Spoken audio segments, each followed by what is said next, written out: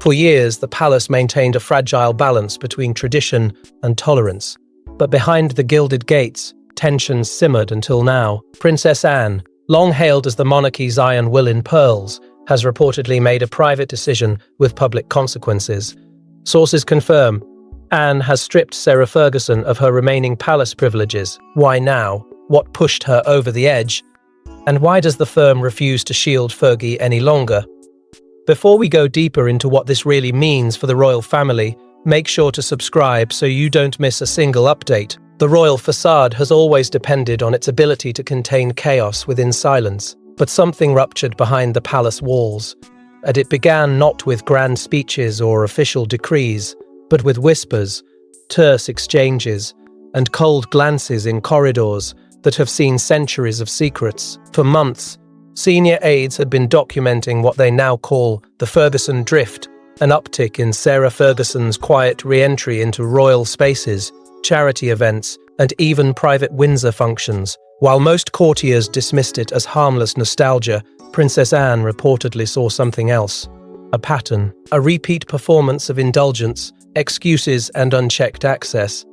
And this time she was not willing to let history embarrass the crown again. The first tremors came with a confidential directive. Insiders say Anne summoned her private secretary late one evening and dictated a sharp 2-page memorandum titled simply, "No more excuses." The language was chilling in its precision. No ambiguity, no compromise. Sarah Ferguson's remaining privileges, those unofficial but long-standing allowances tied to royal proximity, were to be immediately reviewed and, where appropriate, rescinded. The memo allegedly landed on the desks of top royal staff by morning, setting off quiet panic among those tasked with enforcing it.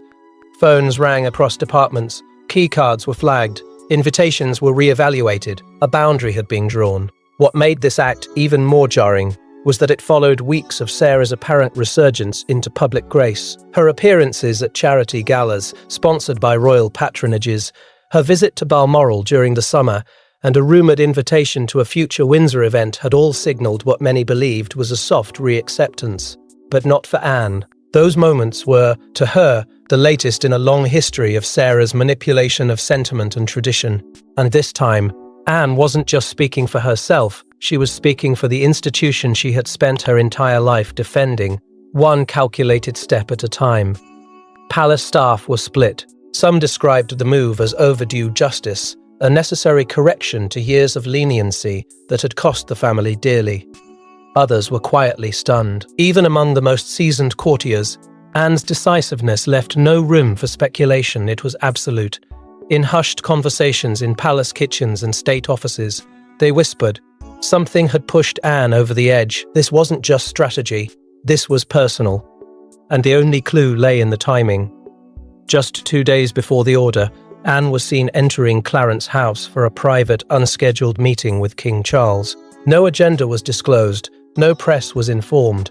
But those close to the matter insist that whatever was said in that room ended with Anne walking out with full authority to act, and act she did. But to understand Anne's drastic decision, we must uncover what really triggered this final, irreversible move, because behind palace walls, one encounter shattered everything.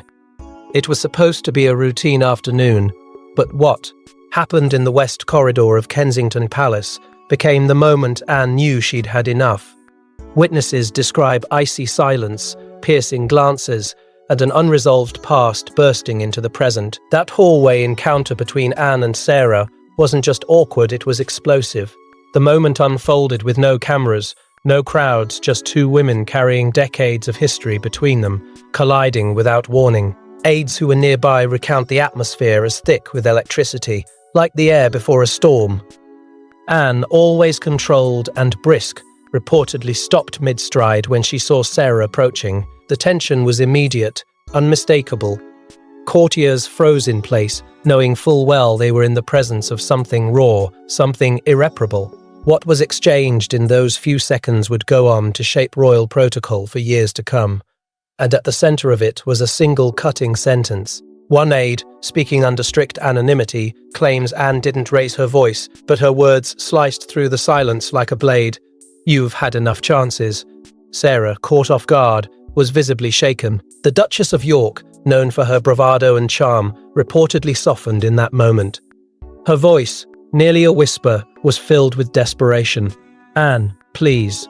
Just one more opportunity." But Anne, unmoved, simply turned her head, no hand extended, no words offered in return. For those watching, it was a silent execution. It wasn't simply a refusal, it was a verdict. Sarah's emotional appeal wasn't met with compassion, but cold finality.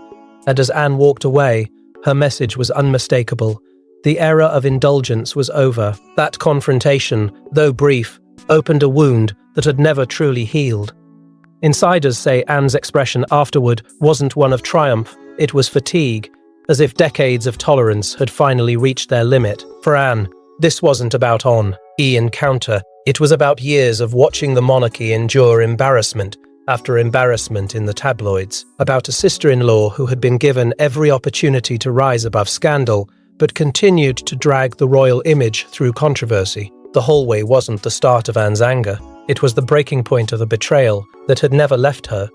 Within hours, word spread across palace staff. Something significant had occurred. One aide reportedly flagged the corridor's security footage for review, only for it to be sealed under private protocol shortly thereafter, further fueling speculation. Was the footage simply too emotional? Or did it reveal something the firm didn't want the public to see? What is known, however, is that later that evening, Anne summoned her senior aides and issued a directive that would set royal history ablaze. She was done playing polite. While the hallway confrontation was personal, the roots of Anne's resentment run deep, and they start with a betrayal few knew about. Until now, some memories are locked away, others are quietly weaponized. Anne reportedly kept a trove of private correspondence, dating back 3 decades letters exchanged during the height of Fergie's scandal era. Insiders claimed these notes reveal alliances Anne never forgave and accusations Anne never forgot. Hidden deep within a sealed cabinet in her private Gloucestershire study, Anne is said to have preserved more than just letters. She kept proof. Proof of a betrayal that had remained buried under layers of civility and royal formality. These weren't just dusty documents from the past.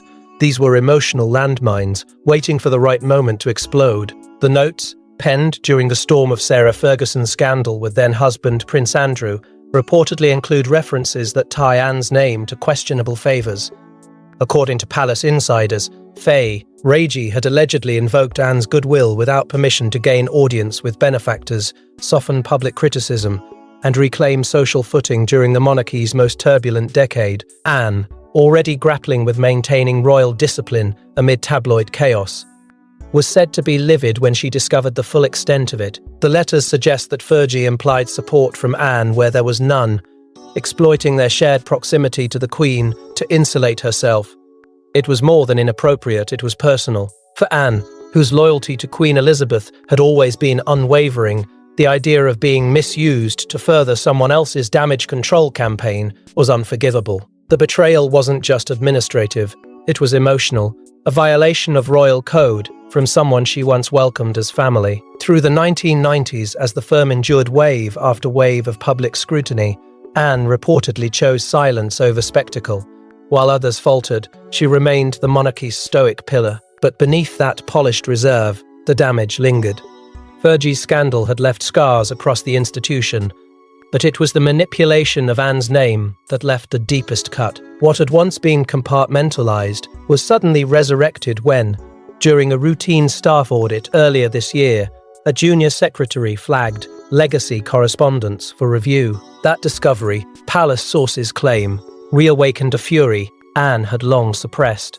Anne reportedly spent hours alone reviewing the pages. Some described her demeanor afterward as stone cold. The timing was uncanny, coming just weeks after the hallway encounter.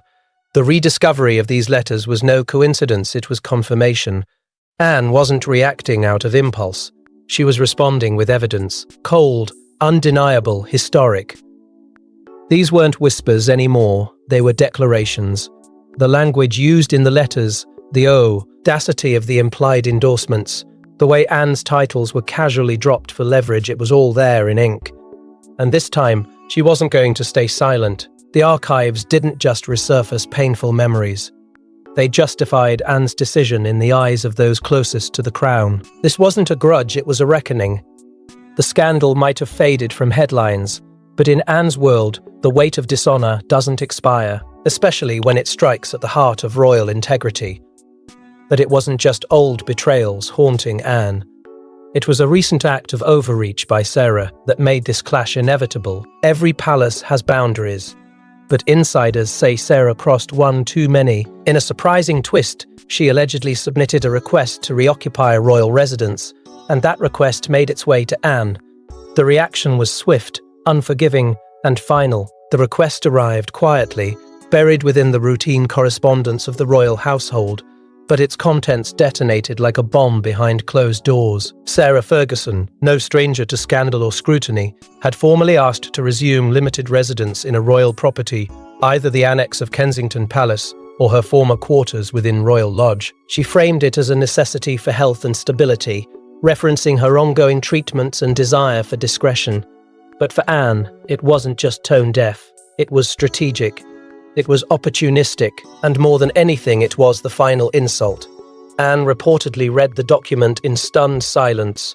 There was no ambiguity, no hidden agenda. It was a direct appeal to reopen doors that had long been shut. To Anne, it was not a plea for compassion, but a move to reclaim status under the guise of vulnerability. Sources close to the palace say her reaction was immediate and sharp. She didn't consult lawyers. She didn't consult protocol. She summoned her senior aide and gave a sigh, mumble instruction.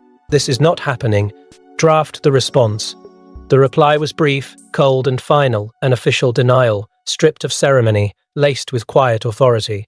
But the tension didn't stop there. That same evening, Anne is said to have placed a call to Prince Edward. What began as a measured conversation reportedly spiraled into a heated exchange. Edward, caught between duty and diplomacy, expressed concern about the optics of the rejection, especially with Sarah's recent public goodwill efforts. But Anne didn't want optics, she wanted boundaries. According to one aide familiar with the exchange, Anne snapped, "This isn't about who smiles on camera, it's about who respects the crown behind the curtain." The argument, though hushed from the public, left a ripple effect throughout the family. What's more telling is how little resistance she met elsewhere. Charles, still navigating internal battles of his own, remained quiet. His silence was interpreted by many as passive approval. Some suggest he was too exhausted by recent headlines to intervene. Others believe he secretly welcomed Anne, taking the reins, doing what needed to be done without adding to his list of enemies. Either way, Anne's authority in that moment became absolute. She wasn't merely enforcing tradition. She was drawing a new line in the sand, and no one dared cross it. What stung most for Sarah, however, was the familiarity of the rejection. Once again, she stood at the gates of the palace, pleading not for a crown or a title, but simply a place. And once again, the door was closed. But this time, it was Anne who turned the lock. Courtiers say the rejection letter was delivered with no discussion, no explanation, and no apology. It was the royal equivalent of exile, written not with venom, but precision. And unlike past decisions, this one would not be softened, reversed, or forgotten. Anne's declaration was more than personal, it became political, prompting a domino effect that would ripple through the royal family's power structure. They gathered in the blue drawing room, phones surrendered, no notes taken.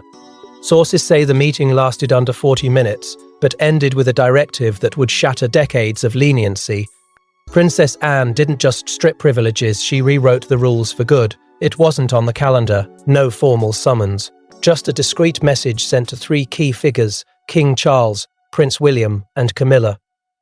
The message came directly from Anne's office and simply read, "Matter requires immediate clarity.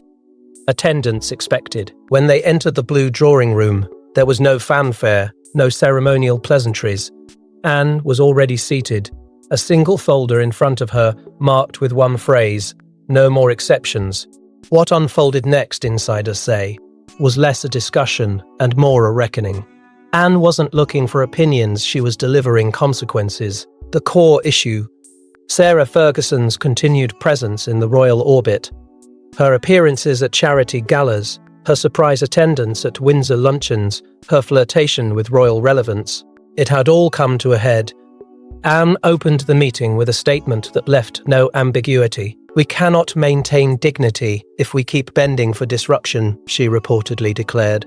Charles, worn down by months of delicate diplomacy, listened but said little. His face, one aide recalled, revealed resignation more than resistance.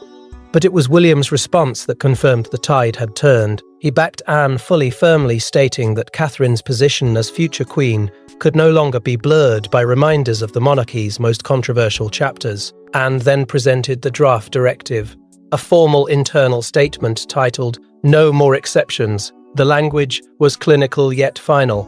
It listed specific privileges to be revoked, including access to royal spaces, ceremonial invitations, logistical support for charitable events, and use of royal residences for personal promotion. The most controversial part, however, was the recommendation to strip Sarah of remaining ceremonial courtesies, including event seating protocols and unofficial staff coordination.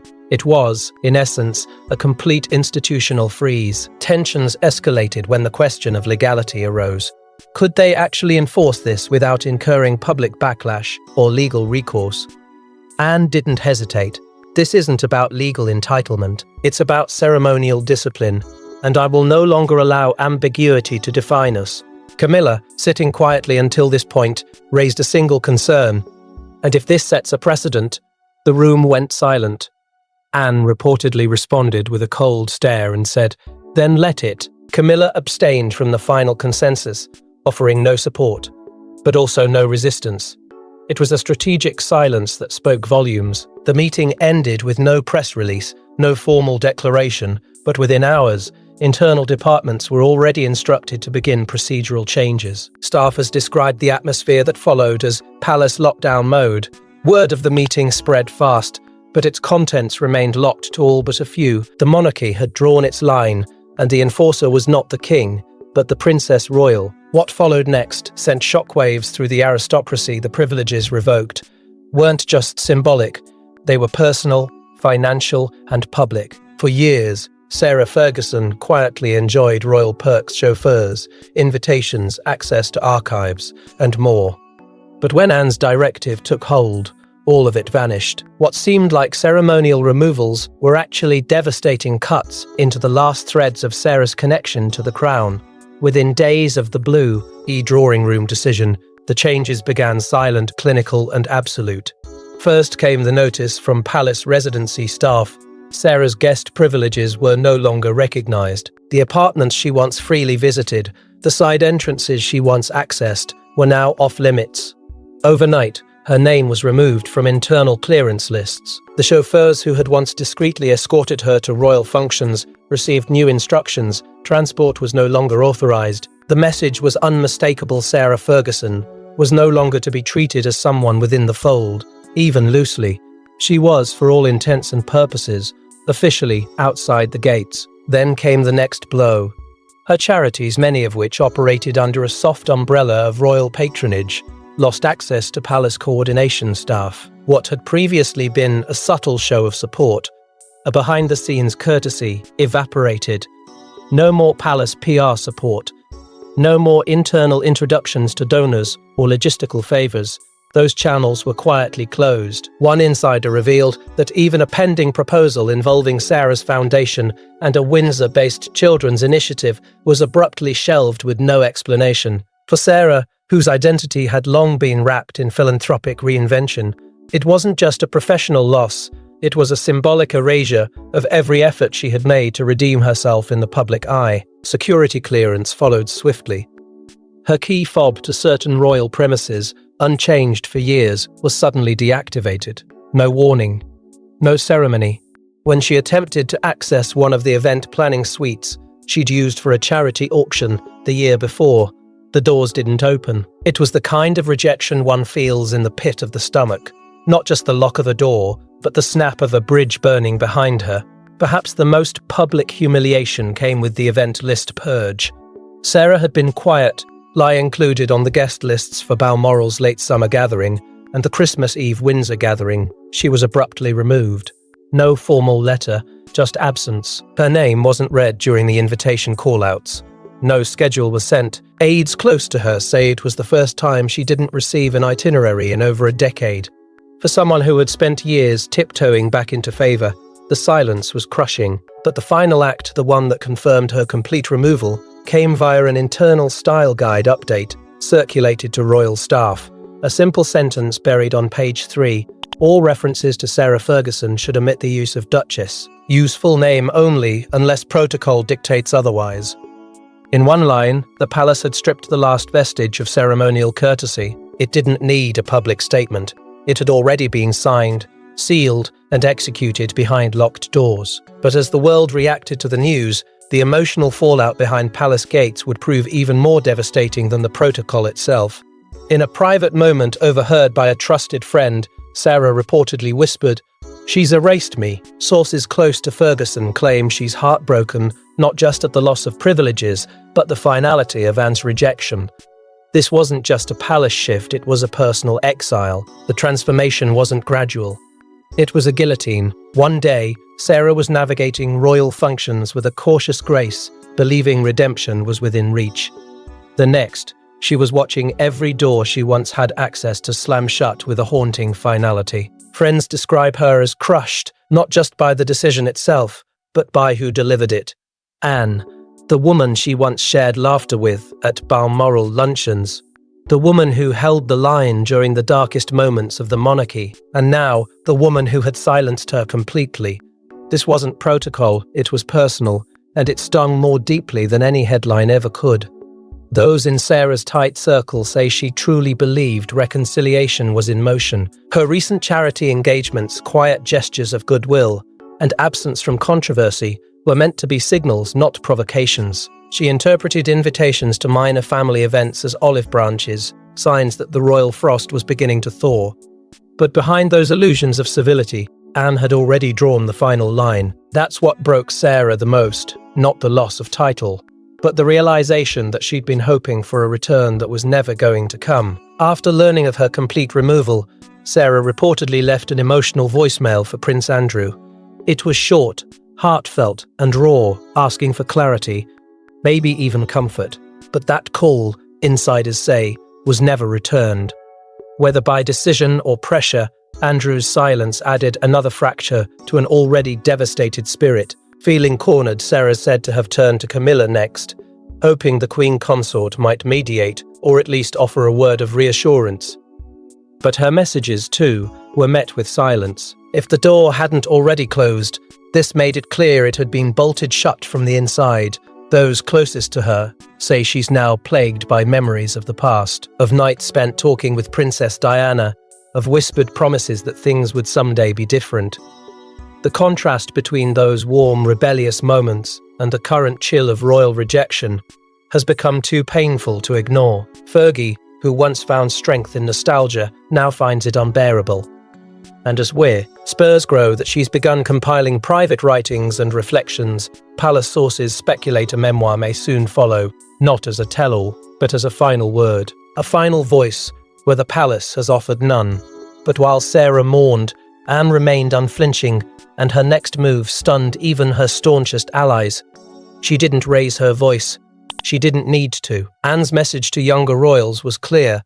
This family cannot afford weakness in judgment. Sources confirm that after stripping Sarah's privileges, Anne summoned select royals behind closed doors and issued a quiet, unforgettable warning. It wasn't a public declaration, and it certainly wasn't discussed in front of cameras, but within hours of the Ferguson decision being enacted, Princess Anne reportedly began reaching out to the next generation one name at a time: Lady Louise, Zara, Eugenie, and Beatrice.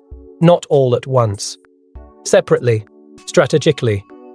Anne didn't want a group discussion. She wanted individual attention, no distractions, no diversions, no opportunity for misinterpretation. These weren't meetings for reflection, they were sessions of reckoning. Anne made it crystal clear. The monarchy was shifting into an era of control, not compromise.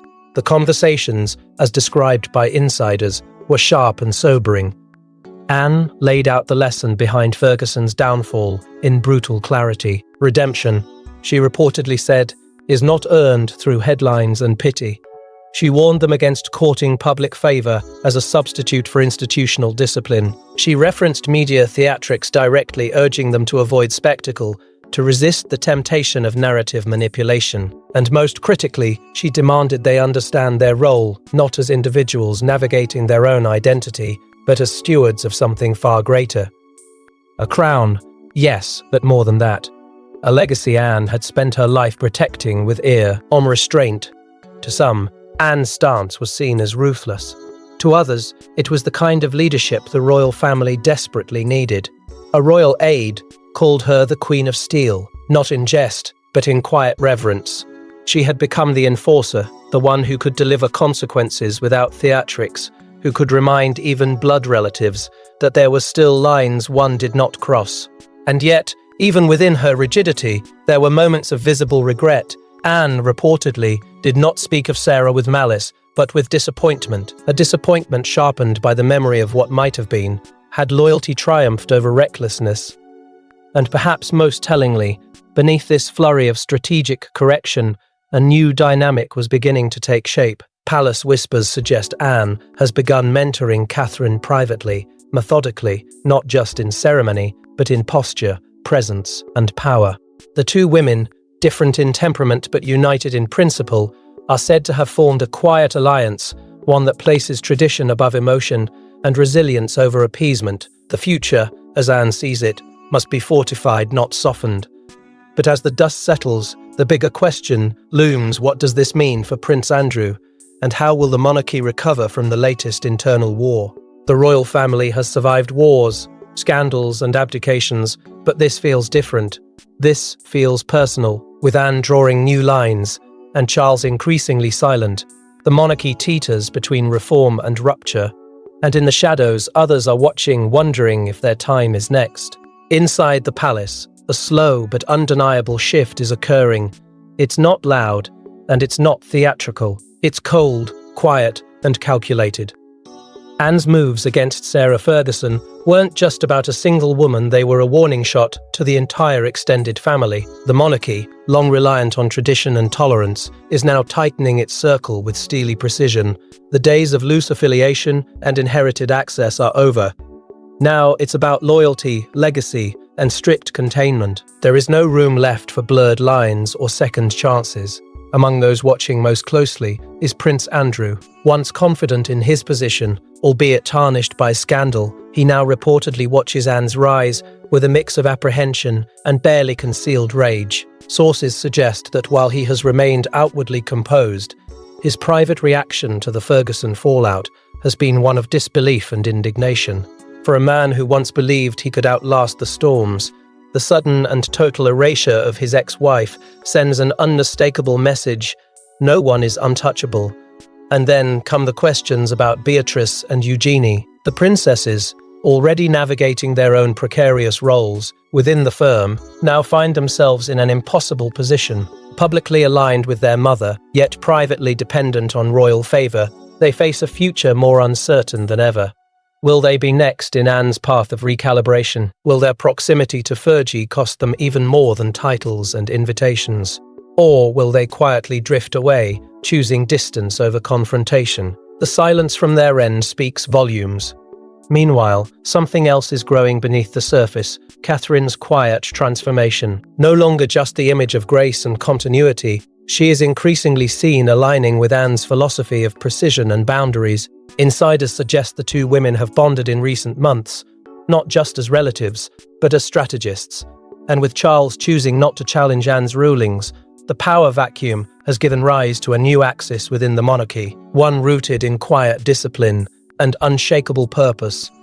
But what raises the most eyebrows inside royal corridors is Camilla's silence. Once expected to play a balancing role, her decision not to weigh in either in support or opposition has triggered whispers of a deeper divide. Is she stepping back? Is she being sidelined? Or is she calculating her own next move in a game, now controlled by Anne? No one knows, but no one is ignoring it either. As the walls close in, a final reality takes shape. This isn't an isolated act. This is a new era.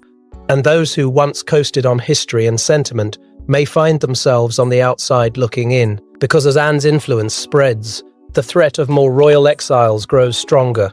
Titles may remain, but access is a different currency now, one that must be earned and never again assumed. One thing is clear, this isn't just a story about a privilege revoked, it's about a crown reclaiming its authority, one ruthless decision at a time.